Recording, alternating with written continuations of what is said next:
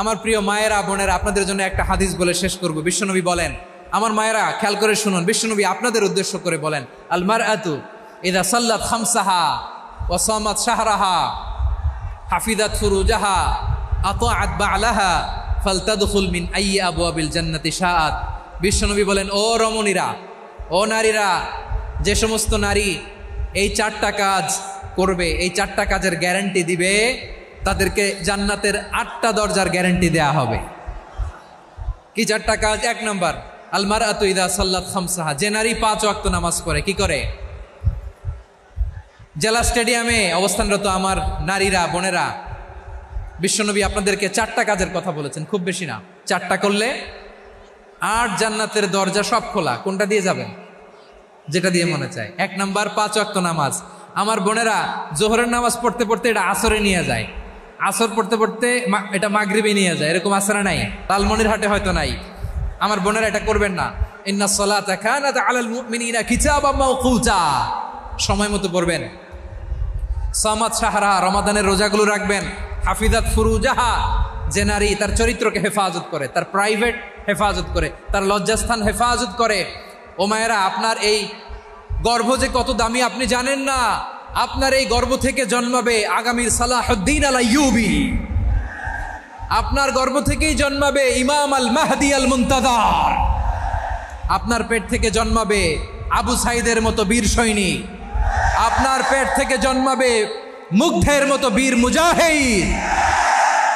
আপনি জানেন না কে আসবে আপনার পেট থেকে। সময়টাকে কাজে লাগান, ইসলামকে বোঝেন, মানেন, আমাদের ইসলামিক লেকচারগুলো শোনেন। আমরা যে বার্তাগুলো, ইনস্ট্রাকশনগুলো, দিক নির্দেশনাগুলো আপনাদের খেদমতে রাখি, এগুলো মেনে চলুন। আপনিই পারেন আপনার ঘরটাকে জান্নাতের টুকরা বানাতে। একটা family, it's a very big institution and you are the MD, the managing director of this institution. চিল্লায় বলেন ঠিক কিনা? চাইলেই পারেন ঘরটারে জান্নাতের টুকরা বানাতে। 5 ওয়াক্ত সালাত, রমাদানের রোজা, নিজের চরিত্রের হেফাজত, ও আতাআত বা'লাহা, স্বামীর আনুগত্য। এটাতে অনেকে ভুল করে থাকে। হায় রে আমার বোনেরা, স্বামীর আনুগত্যকে এটা নিজের অপমান মনে করবেন না। আপনার স্বামী আপনার সবচেয়ে বড় গার্ডিয়ান, তিনি আপনার সবচেয়ে ভালো চায়। নারী কখনো গার্ডিয়ানশিপের বাইরে থাকতে পারে না। হয় আপনি বাবার গার্ডিয়ানশিপের ভেতরে, বাপ না থাকলে ভাই আপনার গার্ডিয়ান, ভাই না থাকলে চাচা গার্ডিয়ান, বিয়ের পরে আপনার স্বামী আপনার গার্ডিয়ান। শরিয়া সম্মত স্বামীর আদেশগুলো আপনি মেনে চলবেন, কিন্তু শরিয়া বিরুদ্ধ কোনো আদেশ মানতে আপনি বাধ্য নয়। আওয়াজ করে বলুন সবাই ঠিক কিনা? এই 4টা কাজ যদি কোনো নারী করে, বিশ্বনবী বলেন জান্নাতের 8টা দরজা খোলা। তোমার যেটা দিয়ে মনে চায় সেটা দিয়ে জান্নাতে তুমি এন্ট্রি নিতে পারবা। বিষ্ণু ইসলামের স্ত্রীর নাম ছিল আয়েশা রাদিয়াল্লাহু তাআলা আনহা, আবু বকর রাদিয়াল্লাহু তাআলা আনহুর মেয়ে। আবু বকর রাদিয়াল্লাহু তাআলা আনহুর আরেক মেয়ের নাম হচ্ছে আসমা। কি নাম? দুজনই আবু বকর রাদিয়াল্লাহু তাআলা আনহুর মেয়ে, আসমা আর আয়েশা। নাম দুইটা কেমন লাগে? আসমা নামটা কেমন লাগে? আয়েশা নামটা কেমন লাগে? সবার ভালো লাগে নাই? নাম দুটো আপনাদের ভালো লাগে? লালমনিরহাটে অনাগত যদি কন্যা সন্তান হয়, যদি মনে চায় আসমা রেখে দিতে পারবেন, যদি মনে চায় আয়েশা রেখে দিয়েন। দেশে বিদেশে, এয়ারপোর্টে, রাস্তা ঘাটে শুধু বলে হুজুর একটা নাম দেন, আমার ছেলের একটা নাম দেন, মেয়ের একটা নাম দেন। তো আমার মনে আছে যশোরের আবদিনের মাহফিলে আমি 1-2টা নাম দিয়েছিলাম। আজকে লালমনিরহাটের এই প্রোগ্রামে কন্যা সন্তান যদি হয় 2টা নাম দিলাম, আসমা কিংবা আয়েশা। ইনশাআল্লাহ পড়েন। দুজন বোন, এক মায়ের না, বাবা এক, মা দুজন। আয়েশা রাদিয়াল্লাহু তাআলা আনহার মায়ের নাম উম্মে রুমান, আর আসমা রাদিয়াল্লাহু তাআলা আনহার মায়ের নাম কুতাইলা বিনতে আব্দুল উজ্জা। আবু বকর রাদিয়াল্লাহু তাআলা আনহু 4টা বিয়ে করেছিলেন। তো একই ঘটনা ঘটেছে এই ফ্যামিলিতে। আসমা ইসলাম ধর্ম গ্রহণ করে মুসলিমা, কিন্তু তার মা কুতাইলা মুশরিকা। আই রিপিট, বোঝার জন্য আমি আবারও বলি, আসমা রাদিয়াল্লাহু তাআলা আনহা মুসলিমা, আর আসমার মা কুতাইলা। আওয়াজ করে বুঝে থাকলে বলেন, আসমার মা মুশরিকা। তার মানে মেয়ে মুসলিম, মা অমুসলিম। ভেজাল আছে না নাই? কিন্তু কুতাইলা আর ধৈর্য ধারণ করতে পারে না। নার ছেড়া ধন, কলিজার টুকরা ধন, কলিজার টুকরা সন্তান আসমারে দেখতে বড্ড মন চায়। সাইয়েদনা আসমা রাদিয়াল্লাহু তাআলা আনহা মক্কা থেকে হিজরত করে মদিনায় চলে গেলেন হুদাইবিয়ার পর। যখন মক্কা মদিনার ট্রাফিক স্বাভাবিক হলো, মক্কার লোক মদিনায় যায়, মদিনার লোক মক্কায় আসে। কোচাইলা কলিজার টুকরা সন্তান আসমারে দেখার জন্য কিছু উপহার নিয়ে বিশাল মরুপথ পাড়ি দিয়ে মক্কা থেকে মদিনায় যায়। সুবহানাল্লাহ বলেন। এখন মা আসছে মেয়ের সাথে দেখা করতে, মেয়ে তো আর দেখা দেয় না। মেয়ে ভাবছে আমার মা তো মুশরিকা, অপবিত্রা, তার সাথে কি দেখা দেয়া যাবে? বিশ্বনবীর দরবারে চলে গেলেন। সুবহানাল্লাহ বলেন। কি সৌভাগ্যবান ছিল তারা, মাসলা জানার দরকার হলেই নবীর দরবারে চলে যেত। ঘরে বউয়ের সাথে ঝগড়া হলে নবীর দরবারে চলে যেত। অনেক সাহাবী বলে আমার পেটে ক্ষুধা লাগলো আমি নবীর কাছে চলে যেতাম, কারণ নবীর চেহারার দিকে তাকালেই আমার পেটের ক্ষুধা মিটে যেত। সাইয়েদনা আসমা রাদিয়াল্লাহু তাআলা আনহা বিশ্বনবীর কাছে চলে গেলেন, যে বললেন ইয়া রাসূলুল্লাহ ইয়া হাবিবাল্লাহ ইন্না উম্মি কাদিমাতুন ইলাইয়া ওয়া হিয়া রাগিবা। আমার মা মক্কা থেকে অনেক দূর মরুর পথ পাড়ি দিয়ে উপহার সামগ্রী নিয়ে মদিনায় আমার সাথে দেখা করতে এসেছে গো নবী।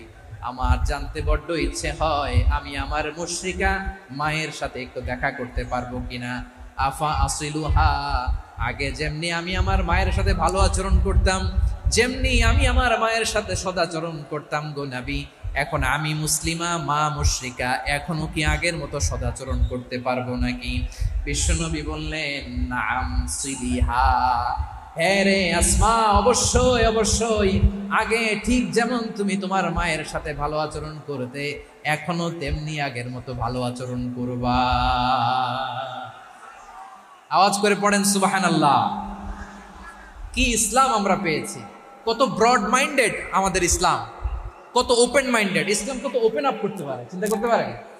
বিষ্ণু বললেন হ্যাঁ অবশ্যই, নাম সুলিহা, আগে যেমনি ভালো আচরণ করছো আসমা এখন ওইরকমই করো, পারলে আরো বাড়াই করো। সুবহানাল্লাহ বলেন। তাহলে আমার যে হিন্দু ভাইয়েরা হিন্দু বোনেরা ইমানের বদৌলতে দৌলতে আপনি ধন্য হয়েছেন, আপনার আম্মা আব্বা এখন মুসলমান হয় নাই, তাদের জন্য দোয়া করেন, তাদের জন্য দোয়া করেন, আল্লাহ যেন তাদেরকেও ইমানের দৌলত দান করেন। আমরা সবাই পড়ি আমিন, আরো জোরে পড়েন আমিন।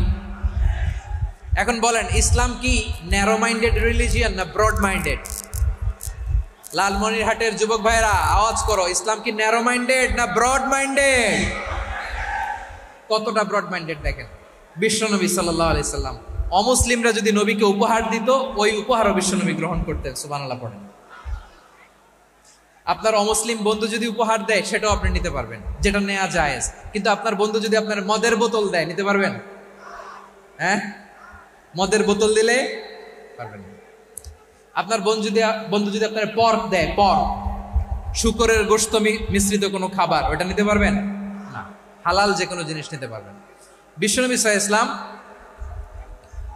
অমুসলিমদের দেয়া হাদিয়া গ্রহণ করতেন। কেমন নবী ছিলেন, আমার নবীরে চিনে নেন, আমার নবীর অ্যাটিটিউড জেনে নেন। বিশ্বনবী সাল্লাল্লাহু আলাইহি ওয়াসাল্লাম যখন কোনো জনপদে যেতেন 3টা অপশন নিয়ে যেতেন। প্রিয় ভাইয়ের আওয়াজ করে বলতে হবে, কোন জনপদে গেলে আমার নবীর অপশন থাকতো কয়টা? আমার মতো 3 আঙ্গুল উঁচু করে দেখান আর বলুন আমার নবী কোন জনপদে গেলে কয়টা অপশন নিয়ে যেতেন? 1 নাম্বার অপশন আসলিম তাসলাম। নতুন এলাকায় গেলে বলতেন আসলিম তাসলাম, ইসলাম ধর্ম গ্রহণ করো, শান্তিতে থাকবা, আমার ভাই হয়ে যাবো, আমরা ভাই ভাই, ইসলাম মানো, আমরা ভাই ভাই। অপশন নাম্বার কত? 1। যদি বলে না ইসলাম মানবো না, ওকে, অপশন নাম্বার 2, মুসলিম হওয়ার দরকার নাই, লা ইকরাহা ফিদ্দিন, ইসলামে কোনো বাড়াবাড়ি নাই। খ্রিস্টান আছো থাকো, বৌদ্ধ আছো থাকো, ইহুদি থাকতে চাও থাকো, কিন্তু আমরা যেহেতু রিজিওনাল সুপার পাওয়ার, আমাদের আন্ডারে থাকো, ট্যাক্স দিয়া থাকো, এটার বলে জিজিয়া। আলেম যারা আছেন বুঝবেন এটার আরবিতে কি বলে, জিজিয়া। You pay us the tax, we will give you the security. তোমরা ট্যাক্স দিবা, আমরা সিকিউরিটি দিব। ইসলাম মানো, শান্তিতে থাকবা, ভাই ভাই, আমরা ভাই ভাই। অপশন নাম্বার 2, ট্যাক্স দাও, আমরা নিরাপত্তা দিব, মুসলিম হওয়া লাগবে না। এখন 1 নাম্বারও মানে না, 2 নাম্বারও মানে না, মুসলিম হবো না, ভালো খ্রিস্টান থাকো, ট্যাক্স দাও, আমরা সিকিউরিটি দিব না, এটাও মানি না। বিষ্ণু বলেন, তাহলে তলোয়ার আমাদের আর তোমাদের মাঝে ফায়সালা করবে। মুসলিমও হবে না, ট্যাক্স দিবা, নিরাপত্তা দিব, আমরা সুপার পাওয়ার, আমাদের আন্ডারে থাকবে, এইটাও না। তাহলে তোমাদেরকে তো আমরা বিশ্বাস করতে পারি না, কখন না কখন বিশ্বাসঘাতকতা করো, কার সাথে মিলে হাত মিলাও, তলোয়ার আমাদের মাঝে ফায়সালা করবে। তখন তিনি জেহাদের সশস্ত্র সংগ্রামের ঘোষণা দিতেন। সুবহানাল্লাহ পড়েন। দেখেন, পশ্চিমারা জেহাদকে এইভাবে চিত্রায়িত করে না। ওরা জেহাদ বলতে বুঝায় তলোয়ার, হাত কাটো, গলা কাটো না। জেহাদ সশস্ত্র সংগ্রাম 3 নম্বরে। অধিকাংশ ক্ষেত্রেই বিশ্বনবীর সুন্দর আচরণ দেখে, আরে আমার নবীর যে নুরানি চেহারা, অনেকে তো কেবল সিরেফ চেহারাটা দেখেই কালিমা পড়ে মুসলমান হয়ে গিয়েছে। যারা মুসলিম হয় নাই তারা তাদের ইসলামেই বলবৎ ছিল, ট্যাক্স দিয়ে ইসলামের আন্ডারে ছিল। যারা এটাও মানে নাই ওইটাও মানে নাই, তাদের বিরুদ্ধে জেহাদ।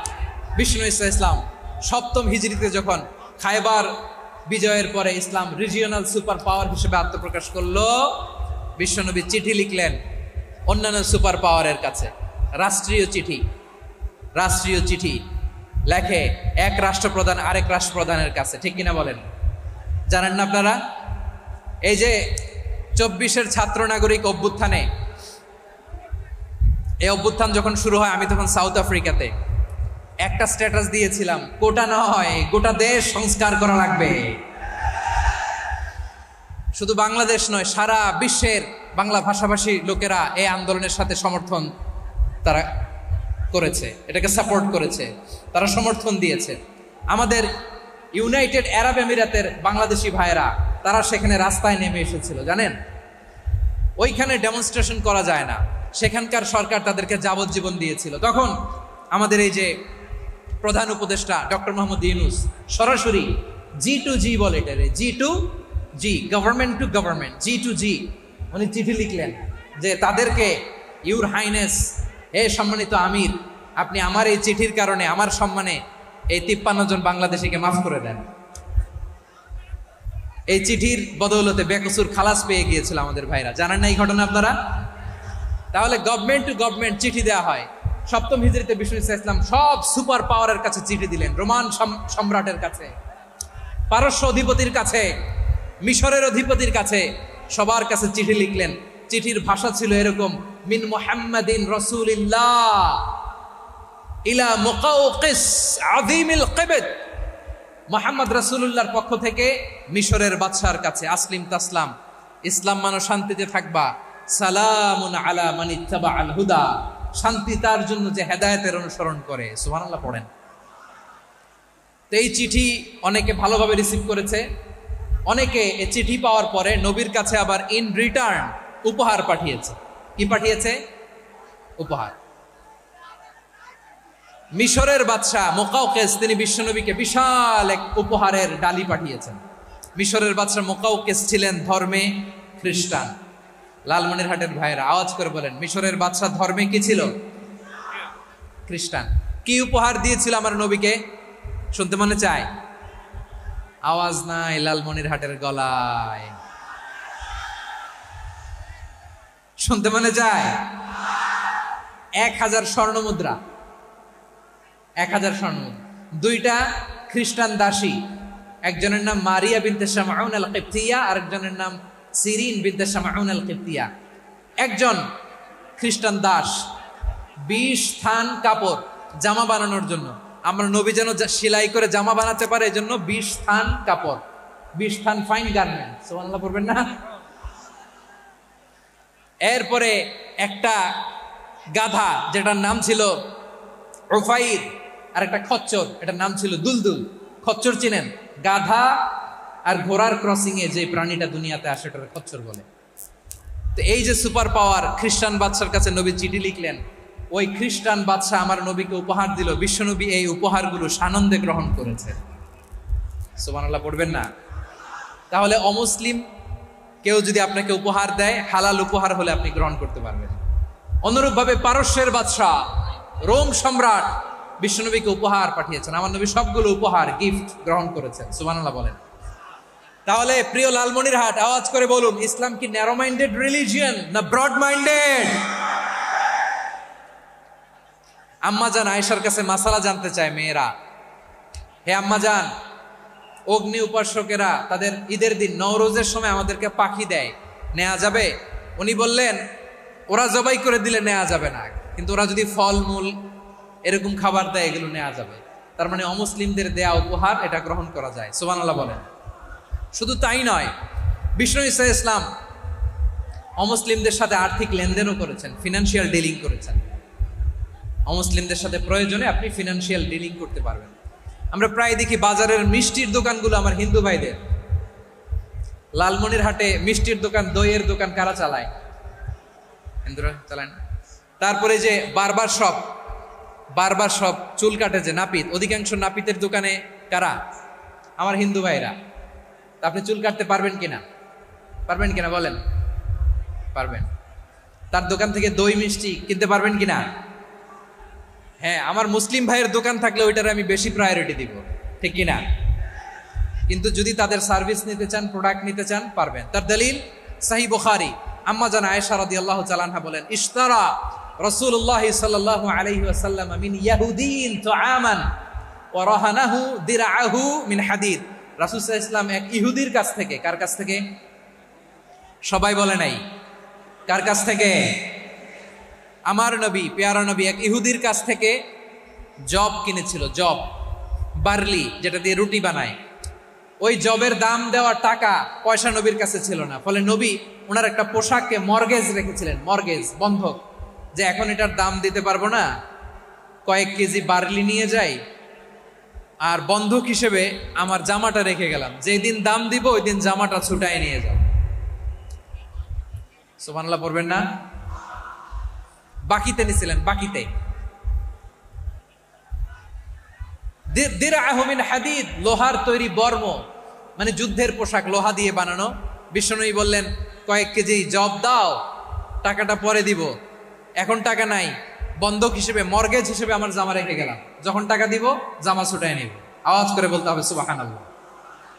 এ থেকে বোঝা গেল অমুসলিমদের সাথে ফিনান্সিয়াল ডিলিং করা যায়, অর্থনৈতিক লেনদেন করা যায়, কেনাবেচা করা যায়, প্রোডাক্ট কেনা যায়। এমনকি আমাদের মসজিদে নববীতে বারান্দায় আপনারা একটা অটোমেটিক ফ্লাইং আমব্রেলা দেখছেন?